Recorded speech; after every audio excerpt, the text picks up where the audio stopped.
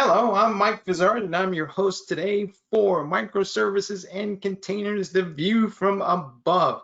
Joining me today is Tracy Reagan, CEO of Deploy Hub, and we have Brian Joe, who's the Senior Director of Product Management for Signal Sciences.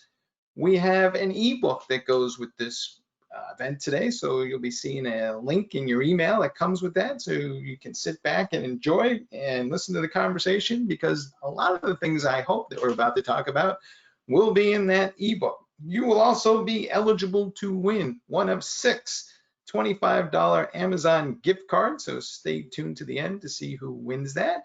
And right now we're going to start with a poll, and a poll is going to ask you guys to participate. And I want to see if I can select the poll here to get you guys started. But the first question is, what is your main job responsibility? So please select one. Your choices are SRE, which for those of you who don't know what that is, it's a site reliability engineer, or a cloud architect, or developer, or DevOps engineer, or other. We're going to give everybody a couple of minutes to see where they wind up voting on this whole thing. And I think we're just about there. I still see some other folks voting. We're getting up to 77, 80% of people have voted. I'm going to assume that others are just going to choose not to vote. But if we look at the results, which I'm not 100% sure how I am going to be able to render those, but we're still response. Here we go. All right, our results are 42% are other, and then we have 26% who are developers, and we have 17% who are cloud architects, 13% are DevOps engineers, and only 2% are SREs. All right, with that, let's get started with Tracy.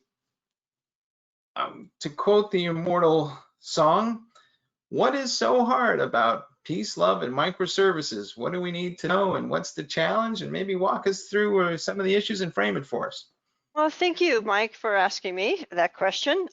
First of all, I'm Tracy Reagan. I am the CEO of Deploy Hub.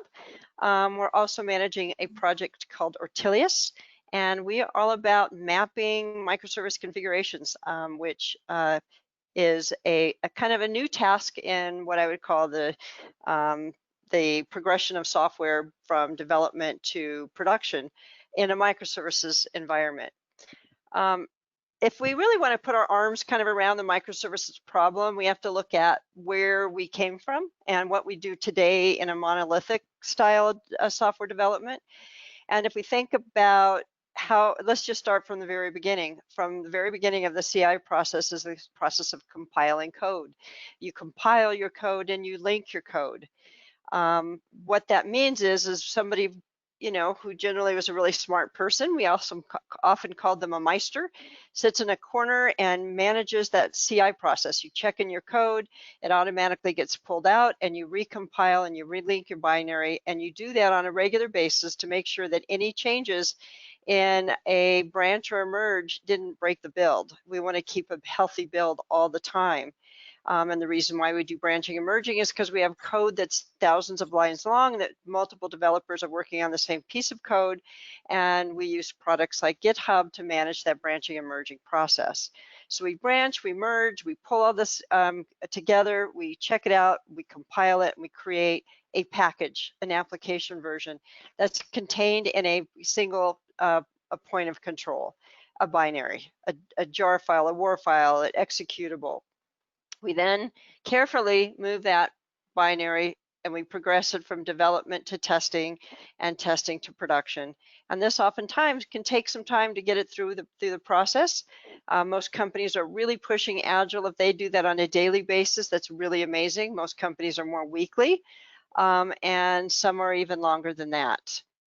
Now, in a microservices environment, we basically take a big old sledgehammer and break that process completely apart. A microservice isn't 3,000 lines long.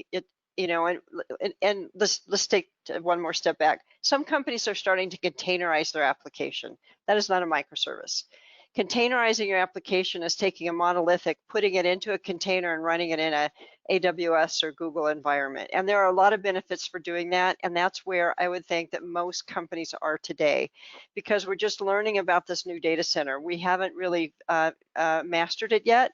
And one way to master it is by using your existing monolithic in a container, containerizing it, and then pushing it out that way. But we still do a compile. There's still basic things. Now, in microservices, you take a hammer to your application, you decompose it into individual parts. Most companies we talk to, they start with maybe 5 or 6 microservices, quickly get to 10 to 20 microservices. Now, when that happens, we start having smaller snippets of code. And as microservices really progress, we're talking about Python code that's maybe 300 lines long, not 3,000 lines long. We're not going to have a process of branching and merging a 300-line piece of code. Version control will probably be a place to store your artifacts, but it's not going to be a key place to be working from doing a branching and merging and pulling all that back together and compiling it. And the link step is done at runtime. So what we used to take our time with and really sort out and be focused on, our whole CI process is focused on check out and compile on a high frequency basis. That goes away. And instead, we take a Python script or a JavaScript or Java code. It's small. We check it in. When we want to build it, it's really about building a container. We might do steps like scanning that container. We might even bring in a third-party product like an Artifactory to do some transitive dependency checking. But the BOM report for that is tiny. It's just a tiny little thing. It's not very big. It's a little tiny thing. And that little tiny thing is pushed out independently, and it's loosely coupled. So if we just think about our roots and realize what's being disrupted in our roots, we will realize that there are many challenges around microservices that go beyond the ones that just come with microservices naturally. Like I just had a discussion this morning about configuring key value pairs for configuration data and key value stores. There are so many parts and pieces to a microservice that we have to track, because now we are putting then you think about taking a single function and installing it on its own laptop and then running that. That's sort of what microservices is in a large part.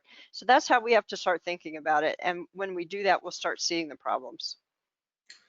Are you seeing more interest in microservices? I mean, the concept's been around for a while, but I wonder, in the wake of the downturn, are a lot of people saying, hey, we need to build applications that are more resilient, more flexible, and maybe there's a bigger drive into microservices and a greater sense of urgency? Oh yeah, if you just look at, let's just take one segment of one industry, workforce solutions. I heard on the news, I can't remember what state it was, and I won't poke fun at them. They were talking about the fact that they couldn't support, they were really struggling with supporting everybody signing up for unemployment. And they were going to have to go buy 100 servers. I am so sorry. That sounds so old-fashioned to me. They're going to have to go buy 100 servers so people could sign up for unemployment. I mean, that is a sad state of affairs. So I think even at the state level, at government level, they've realized how you can get burned by not having a modern architecture that can be very elastic, that can expand when you need and shrink when you need. Because, you know, maybe a year from now, people aren't going to be on unemployment. Those 100 servers now are just technical debt sitting in a corner. So we've learned a lot from the need to be able to have more SaaS kind of environments. Are just, you know, thank goodness companies like Zoom and Netflix have figured this stuff out, because we can all watch The Last Kingdom at the same time if that's our favorite show we're watching, and we all can be working from home. So yes, I think that companies and government and the enterprise is learning what it means to be highly scalable and how important that is for their business. Yeah, I agree. I like the transition you laid out, Tracy, around going to containers first and then to microservices, because we're seeing a similar trend in our customer base as well. So just, my name is Brian Joe. I lead the product management team at Signal Sciences, which is an application security platform company.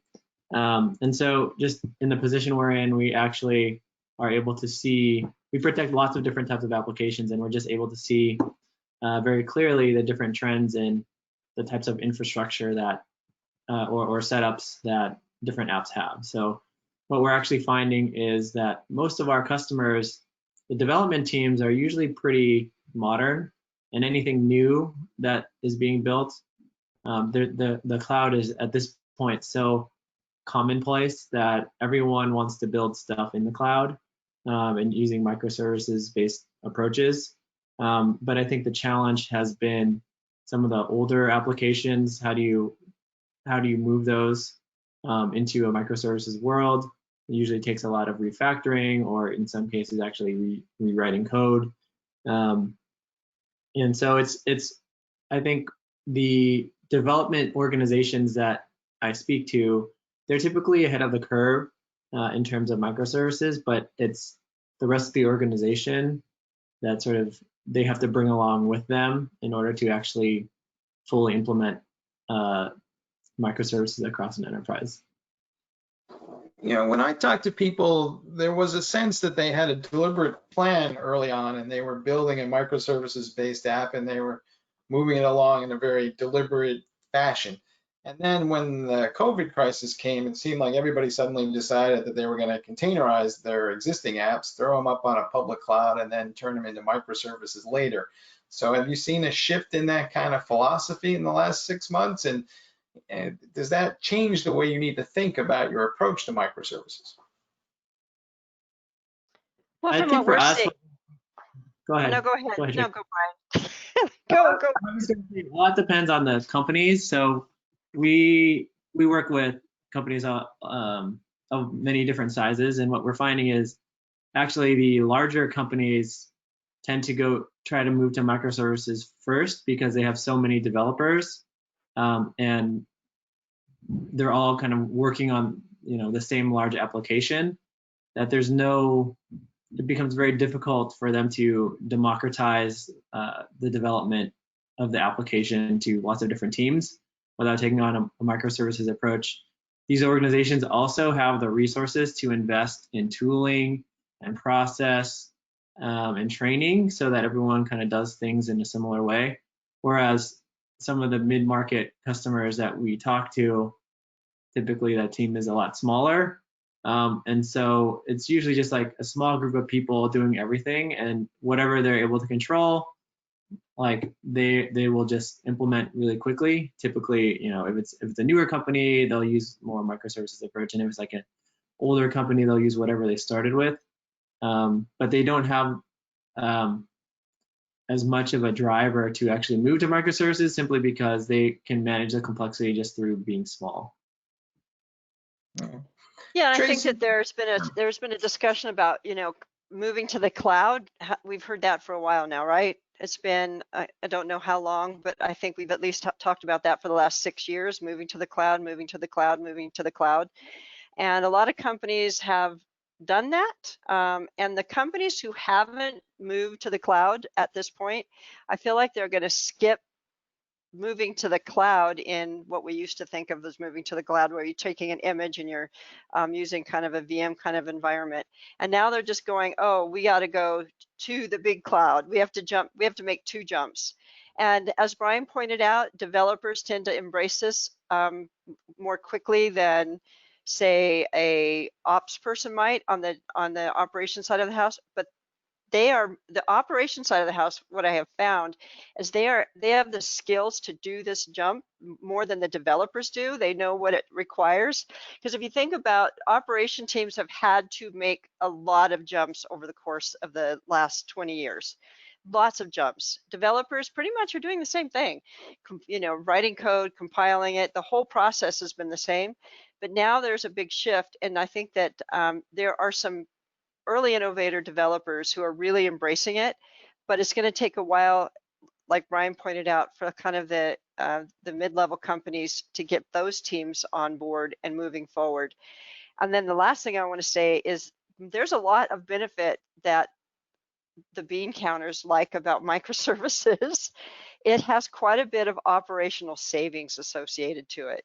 So this is kind of the first time I've really seen the bean counters really say, hey, why are we paying for all these physical machines or even spending a lot of money on these this cloud overhead that we're spending when we could be doing something like microservices, and instead of spinning up an entire container, we're only spinning up a tiny little part and it goes away as soon as it's not needed. So there's forces that are pushing the use of microservices, and I think this is one of the first times that developers are going to have to make a big shift in the way they work. Do you guys think that the phrase cloud native means anything these days? I mean, it gets bounced around by everybody, but to your point, you know, some people say, you know, I took a couple of VMs and I lifted and shifted them up into the cloud and I called it cloud native. And, you know, that of course, you know, my eyebrows start to twitch when I hear that conversation. So what do you guys think, you know, this buzzword means, or should we just kind of drop it? Tracy? I think it's a very critical reference, actually. There is, when I think of cloud native, I think about tools like Kubernetes. I think about tools like Linkerd or Istio, Prometheus. There is such a big shift between managing a monolithic and a microservice environment that our old tools will not support it. And let's just think about APM, right? Application Performance Monitoring. We've heard that term for quite some time and it's super critical, but it's application performance monitoring.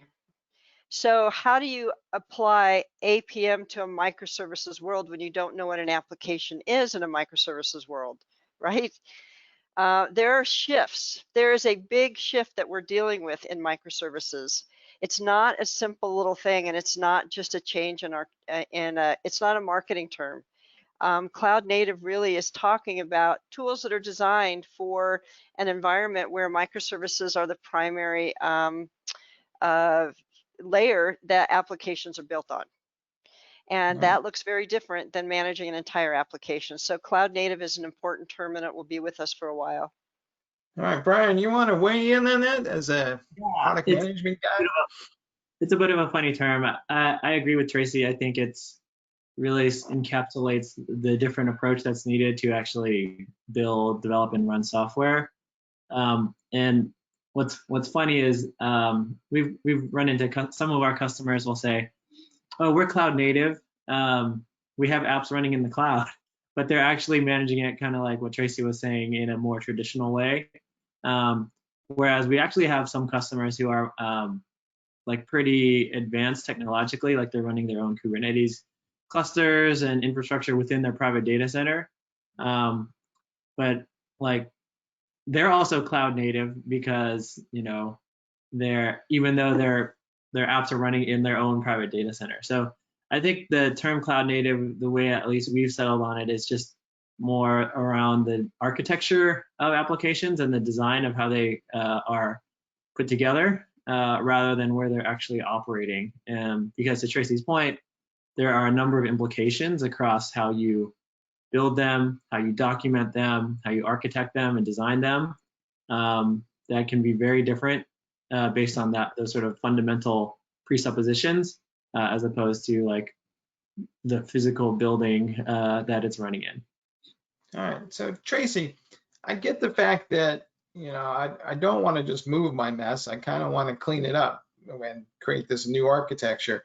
And yet, when I look at people who start writing microservices, they get up to like 10 or 15 and the dependencies starts to feel like a new mess. So how do I get to the point where I can manage all these microservices that have all these dependencies on each other? And, you know, are there best practices for dealing with that? And what should people be on the lookout for?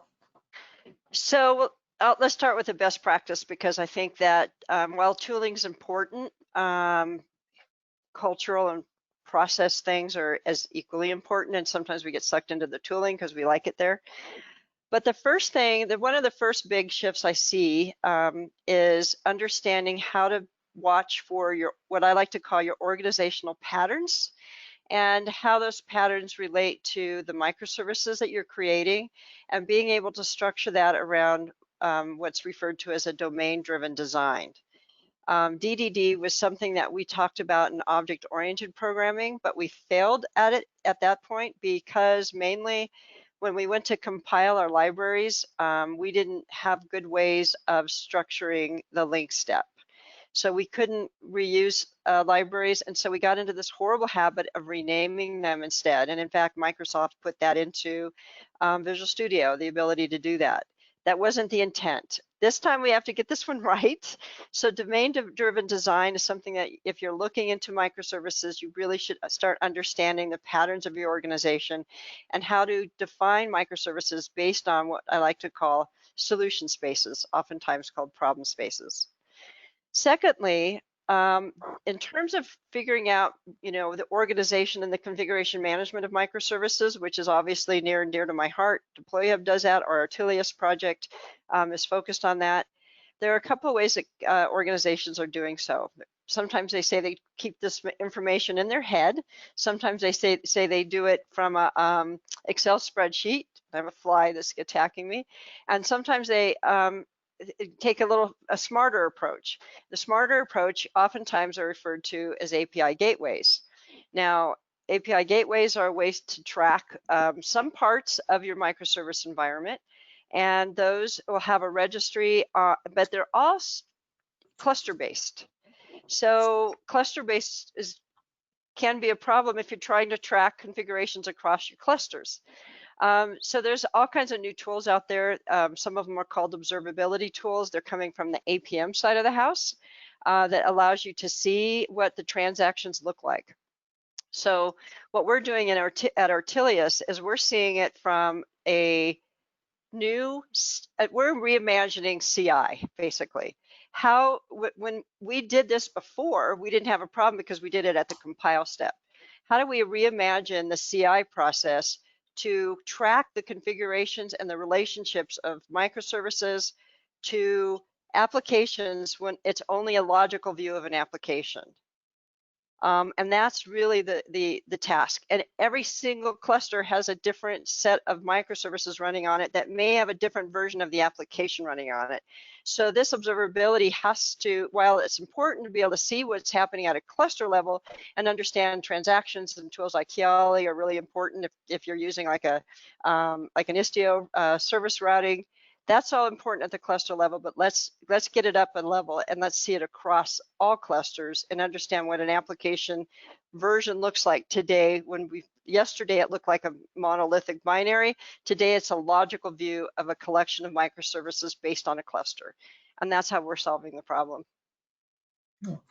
Are there thoughts in here about what kinds of repositories people should be putting in place and to go deal with these microservices, or can they just use their existing ones, or what is the impact on that change in the tooling and the process?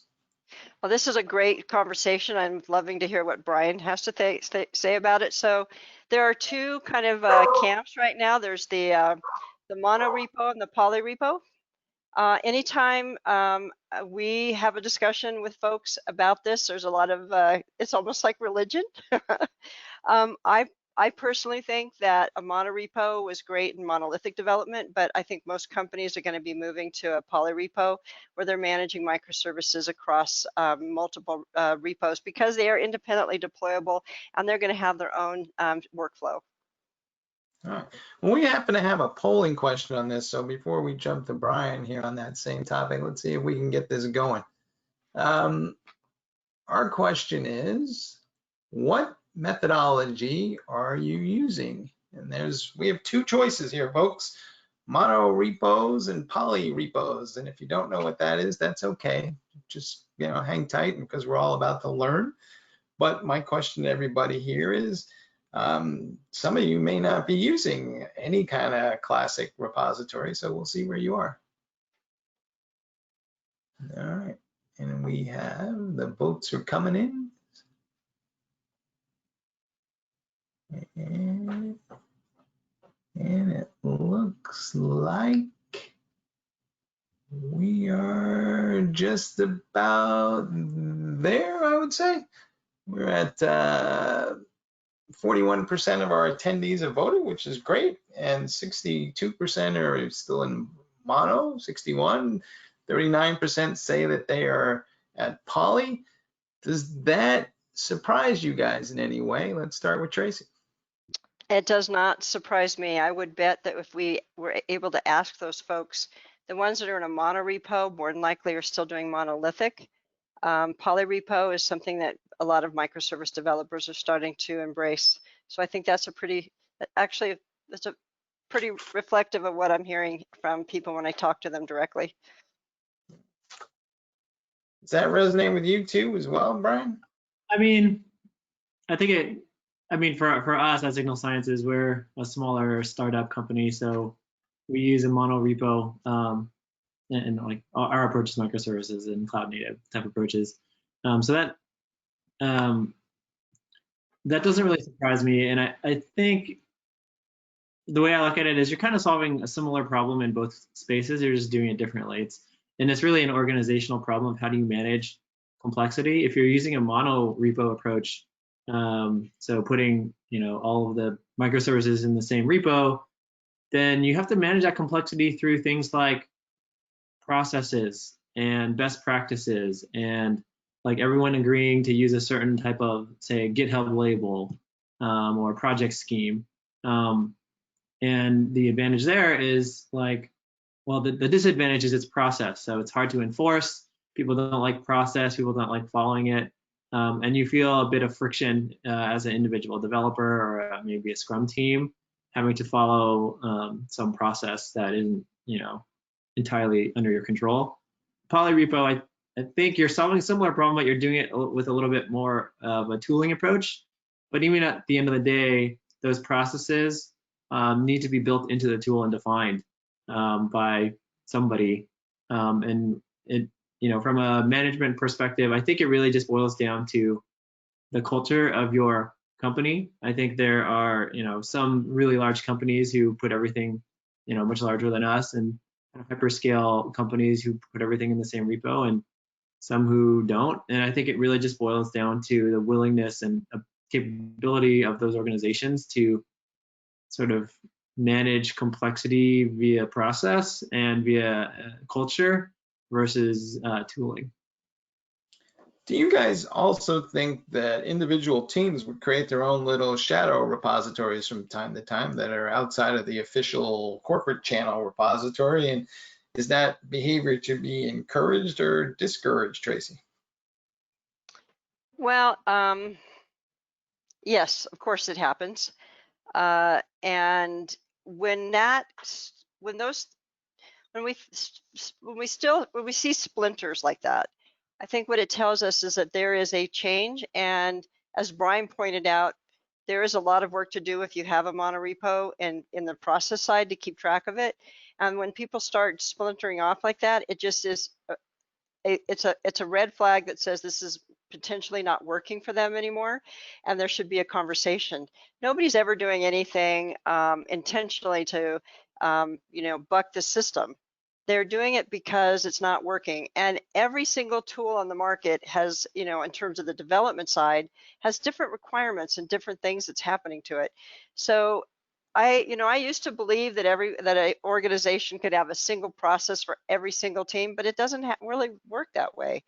So there may be cases where you have a larger enterprise that has some teams working in a monorepo and some that and following everything quite nicely, and other teams that are said, hey, this is just not working for us anymore. We have to do something new, and is splintering off. And as soon as that happens, it's time to have a conversation, because it's an indication that we're shifting. Mm-hmm. What is your sense, guys? And I'm going to ask you both to answer this question, and maybe we'll start with Brian. But microservices are supposed to be everywhere, right? They're going to be in the cloud. They're going to be on premise. They're going to be at the edge. And we're going to be living in this exciting world of hybrid cloud computing. So how do you guys envision all of this being managed at this highly distributed level of scale? I mean, I'm not even sure where one microservice begins and the other one leaves off these days. Yeah, I mean, I think this is where I come back to the point I made about culture, organizational culture, and I think the biggest shift that has to happen is really the organization and the leadership team has to just be comfortable with empowering their teams. And that's easy to say, but very hard to do. Because the fact of the matter is, with a microservices approach, you're putting almost all of the control into the hands of your development teams. They control what code they write, they control the infrastructure that is used, they control like how much is going to be spent because Amazon or other cloud providers are elastic. And so there's really not a whole lot that sort of like that executive leader can really control other than setting up practices and setting up culture.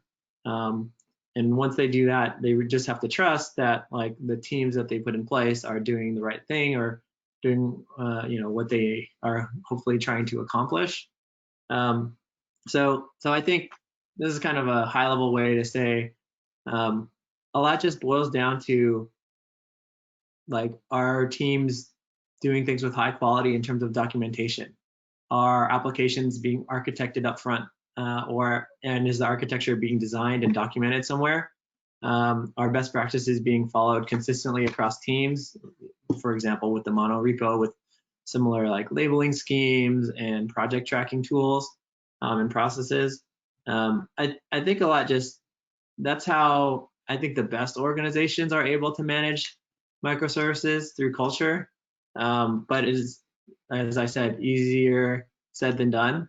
And what we found is if you try to do both, like if you try to adopt microservices but also centralized decision-making control, you end up quickly in situations where there's a bottleneck in terms of that central control point not being able to meet the needs of all of the teams. And I think that's where you see things like what Tracy mentioned with splinter repos or splinter processes, whole entire skunk works teams, projects being done outside of process. And so that's how we look at it. That is a really good way to describe it. I love, trusting your developers. That should be the mantra for microservices, because that's really what it boils down to is, think about, let's like take a Death Star like Netflix. It's 4,500 microservices. And they are all moving on a fairly frequent basis, according to what I hear from Netflix. They are extremely agile and they are able to adjust to consumer demand really quickly. I mean, I don't even think about Netflix as being an entertainment company. I think of being as a technology company because they have pushed the technology in such a way.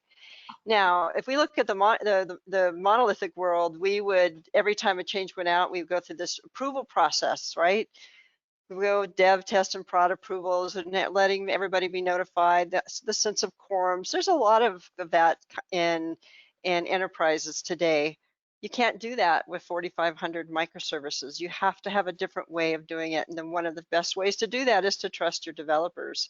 That is how we are going to move forward. And to be honest, if we look back at our past, what did those approvals ever do? Really? What did they ever do? I used to just giggle about it. It's be like, okay, we're waiting for an approval from so-and-so who has no idea what our application looks like, has no idea what the impact is, but they were asked to approve it. It doesn't work that way. And the bottom line is every single application team out there, before we had the term SRE, had one really smart person that always had access to the production environment, and when anything went south, they were the ones logging on and fixing it. So in reality, we've always trusted our developers, but there's been terms like separation of duties, Sarbanes-Oxley, all of these other kinds of controls that have forced us to look at things in a different way and build out CD pipelines that may not be terribly realistic in a microservices world. And I'm not saying that stuff has to go away. I'm just saying it's going to have to look different. And I believe that if you have a microservice that impacts, 5 or 6 applications, you should have a stronger approval process. But if you have a microservice that impacts one application and it changes the way a drop-down box lists as a web component, it doesn't need to go through that. And that's what we're talking about. Microservices is really a new way of talking about features, pushing features out, and those features are going to go out on a regular basis. It's going to go out fast, and we have to change the way we think about how we approve things moving forward and trust our developers. All right, I keep hearing the word trust a lot, so that brings us to the dreaded security conversation. Brian, how do we secure all these different microservices that are running around? I mean, is each one going to need a firewall, or what's the best way to think about this? Yeah, well, first of all, it's not the dreaded part of the conversation. Um, and I know security has a kind of a bad rap. And I think, I've been talking a lot about culture. I think that the biggest change that has to happen from a cultural standpoint with regards to security, well, there's kind of is like from a security practitioner perspective is you kind of have to go from this gatekeeper mindset to more of an enabler mindset, right? It's not dissimilar from just any other management structure where that's operating in a more democratized environment. You're there to serve the needs of essentially those that you're managing or that you're working with. And I think, for a long time, the role of the security person at a company was to say no to things because change was scary and change introduced risk. And change happened at a pace that was relatively manageable by a person or team. I think what we see now is the change is happening at such a high pace that that's just no longer possible. And so the role of the security person has to shift from, someone who's saying no to actually trying to build security into the existing processes or into the organization or into the culture. And so I think that's a kind of like a cultural change. From a technical change, I think this is almost like an architectural change that has to happen around going from a perimeter oriented security model to more of a zero trust. So just some context, perimeter oriented security was typically where you think of like you have an application inside your data center or some other secure perimeter, and you just think of that as secure. So communications between applications within that domain, you could, for example, not encrypt them or have lower levels of authentication and just sort of accept API calls between them as is. But in a microservices world, it becomes harder to tell what is an actual internal call versus an external call.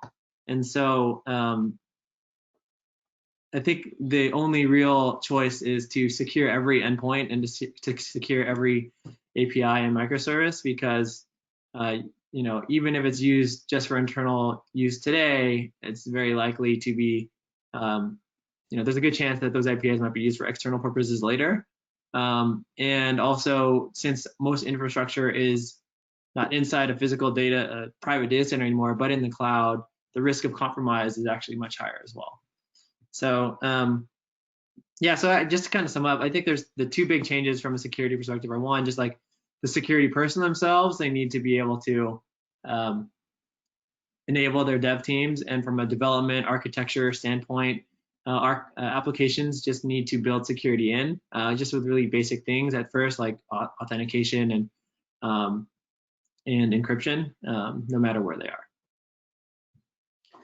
And the CD Foundation, one of our strategic goals is to bring more discussion around DevSecOps into the CD pipeline.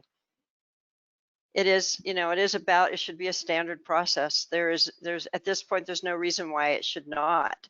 And oftentimes when we talk about CD, it gets so focused on continuous integration, check out and build, and then deploy, that we don't realize there's an ecosystem around it. And security is part of that ecosystem. And when we're talking about building lots of microservices, we're talking about a scaling issue. Yeah. And so we have to automate this stuff. And again, it should be part of that, delivery pipeline. Security should be part of that. It's part of the family. Yeah, and it's a journey. Like some of our customers, for example, are very sophisticated in terms of their tooling, and they have they have a high ability to rapidly change their CI/CD pipeline. So what they'll do is they'll build our technology into that, and so every application that gets pushed essentially gets security built in, and the developer doesn't even have to think about it. Other times, some of our other customers don't have that level of sophistication. Maybe they're smaller, or the CI/CD team is like one guy who has a number of other requests from all his development teams that he can't focus on security. And so for those types of customers, we're actually able to deploy more simpler or more simple type architectures, like delivering things from the cloud on an edge-based basis. But I think at the end of the day, the deployment complexity, the configuration complexity, the build complexity, all of that needs to be abstracted away, because if you end up with all of these different tools for different parts of your organization, like I have this tool over here for the one cloud, and another tool for another cloud, and another tool for people who are using serverless, and another tool for people who are using traditional data center, that complexity also is just another layer that becomes challenging to manage. When I talk to a lot of people about DevSecOps, particularly developers, they get quickly frustrated because they feel like they're being handed a lot more accountability and responsibility, but not necessarily the tools to do that, because without the tools, they can't build a workflow. And all the security guys have this entirely separate workflow that they have. So how can I bring like a developer workflow and a security workflow together into some unified thing? And what does that look like? Yeah, I mean, at least the approach that we're taking is we recognize that developers have their choice of tools, whatever they are, right? And those tools are used typically for development purposes, not even security. So things like APM tools, or even just like logging tools, and just general purpose analytics tools. So rather, for our approach at least, is rather than asking developers to learn a new tool about like the one that we have, we just do integrations with all of these tools. So for example, we integrate with Datadog, we integrate with Splunk. So a lot of these sort of general purpose tools, that even Slack is another example, GitHub another one.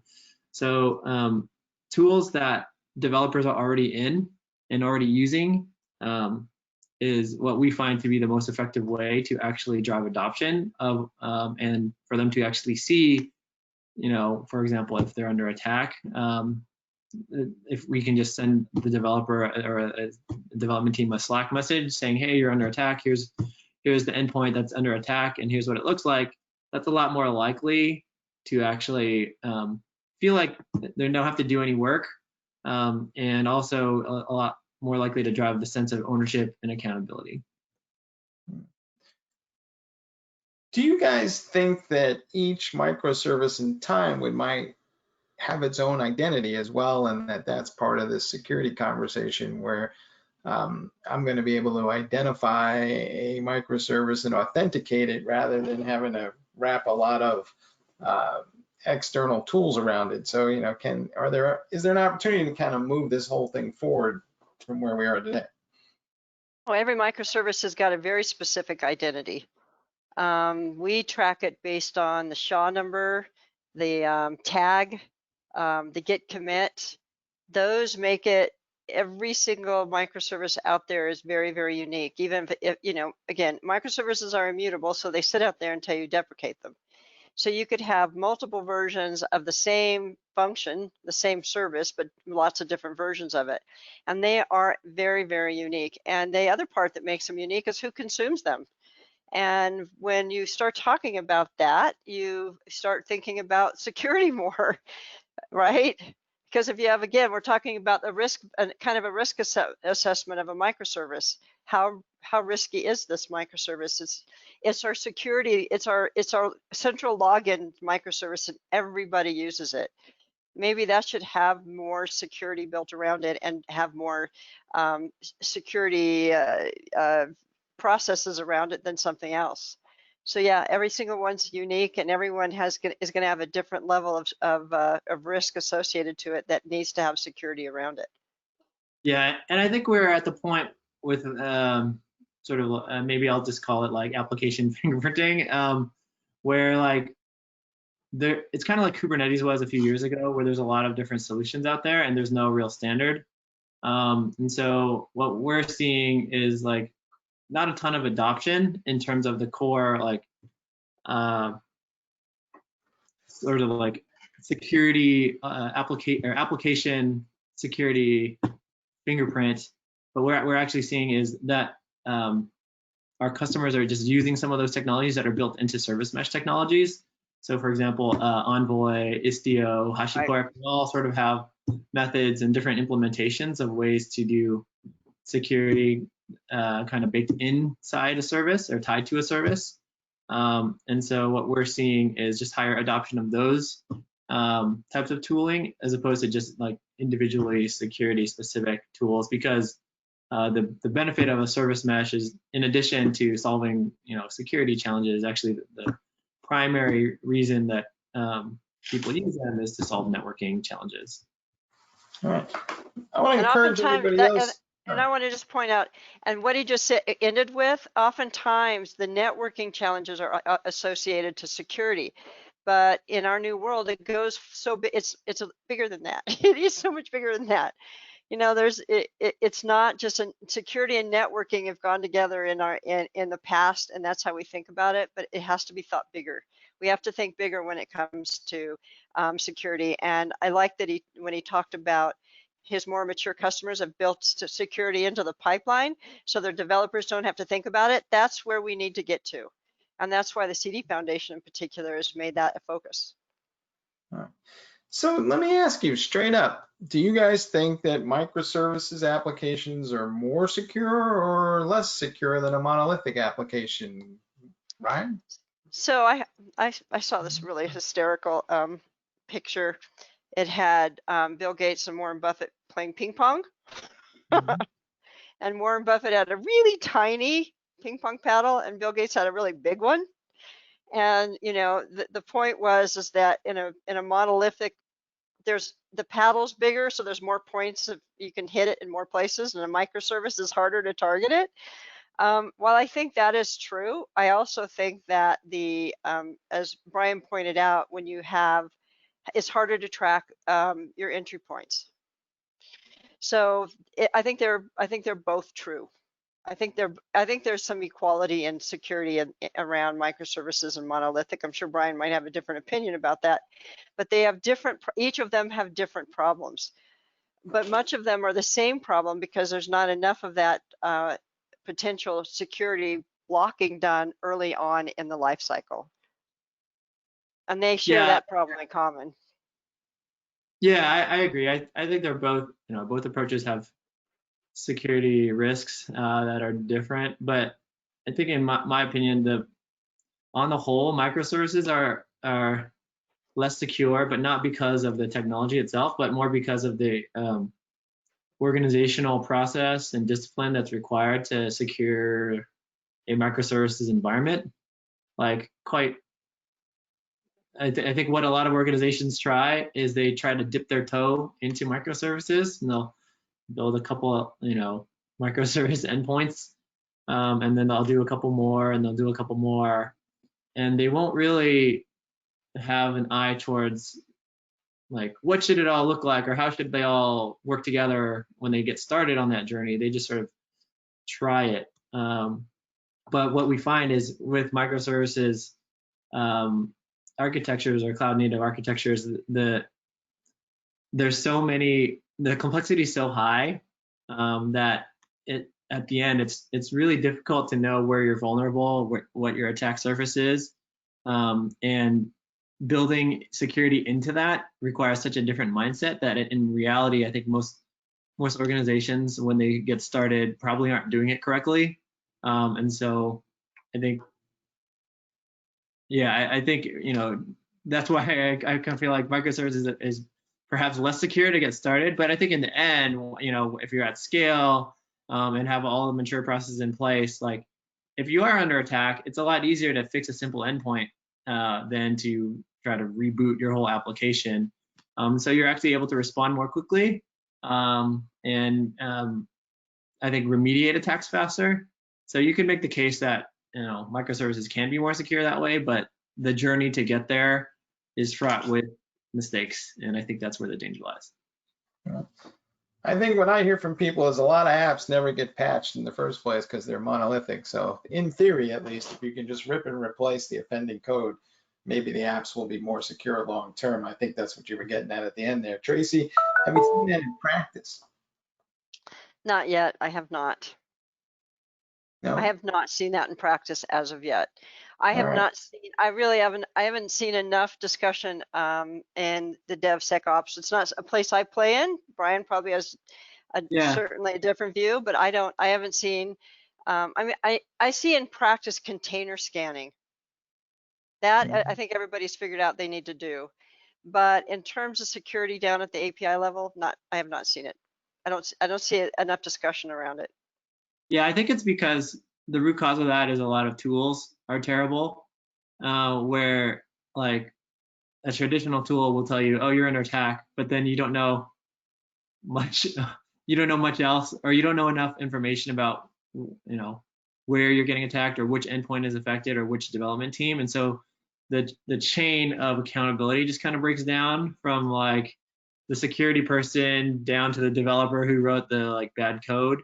And there's no ability to like kind of like navigate an organization to figure out who needs to make a change quickly. And that's why a lot of things never get changed. The approach that we're taking is actually where we have a lot of that automated through our detection capabilities. We're able to more quickly and more precisely classify different types of attacks and identify which APIs are being hit. For example, like we can tell if like a login endpoint's being hit, or an authentication endpoint or a checkout endpoint.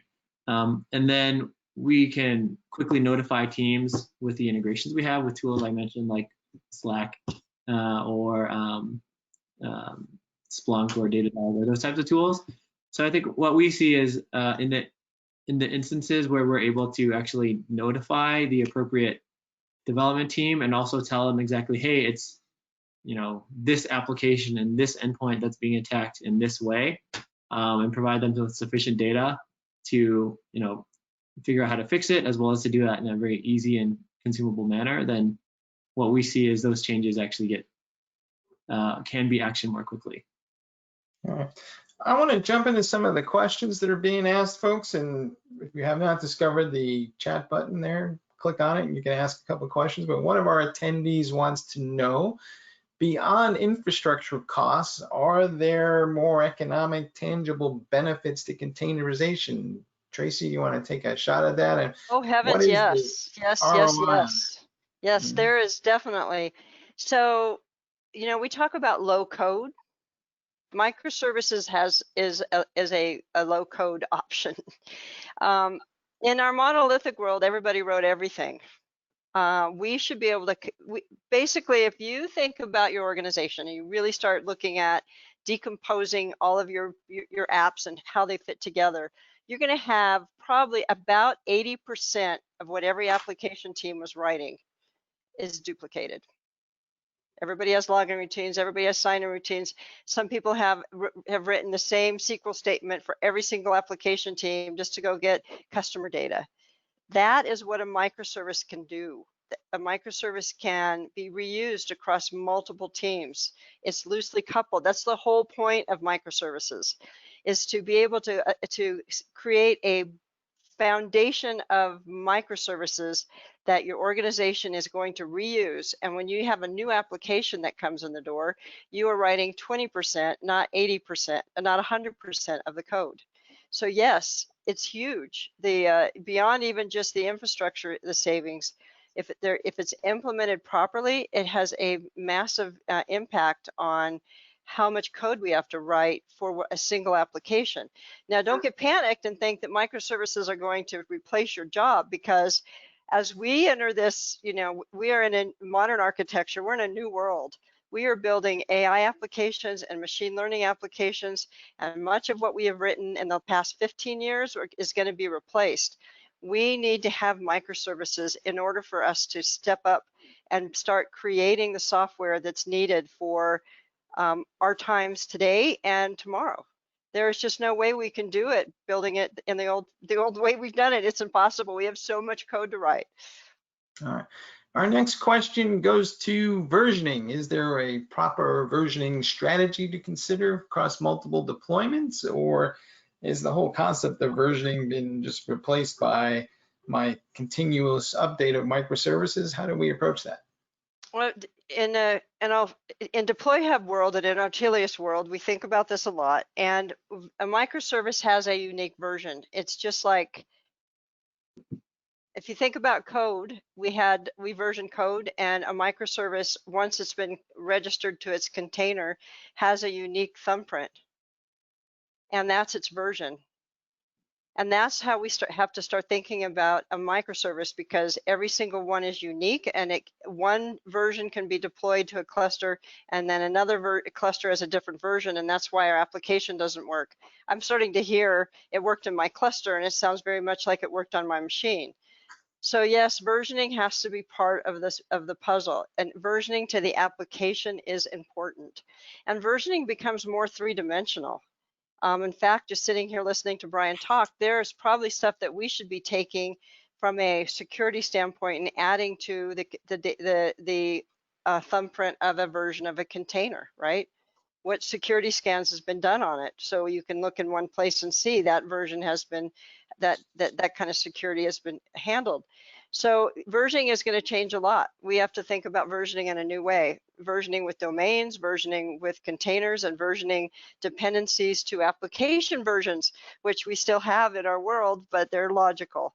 So versioning is very different from what we used to do with source code. But the more things change, the more things stay the same, and it's exactly the same. All right. Hey guys, that's all the questions we got. I want to thank you for spending some time with us, and I want to get to the gift cards. So we have no less than 6 winners. Congratulations to Adam C, Daniel F, Fran M, Josephine S, Carl M, and Robert L. I am sure all of you will be getting messages telling you where to find these cards, and I hope you have a good time spending them these days, because clearly we're not all going out as much as we used to. Guys, last parting words, 1 minute each. Best advice to folks on microservices. Go. Brian. I'll let Tracy have the last word. I think I've kind of hit on it throughout my comments, but really the shift to microservices is more of an organizational and cultural shift than a technology shift. And I think when you or your organization want to make that change, it's important to kind of know what you're getting into before you jump in with both feet, in order to make sure that you have a good outcome. Tracy. I would agree. We have this, I like to refer to, there was a really fun movie, I think, called When Fools Rush In. Don't do that. Take your time, learn it. I think everybody's going down a similar path in terms of learning Kubernetes first. Go get yourself certified in AWS or Kubernetes, really understand the core of how Kubernetes works. That's pretty critical. And think about a domain-driven design. I mentioned it earlier, and you have to do that in order to be successful. Don't just start pushing stuff out to the cluster. Think about it this way: what's the value of a microservice if nobody consumes it? There you go. All right, for all you guys under 25, that's a Paul Newman reference, a movie on Netflix. Go check it out. Thank you for spending some time with us all, and good luck in your future microservices adventures. See you guys later. Bye.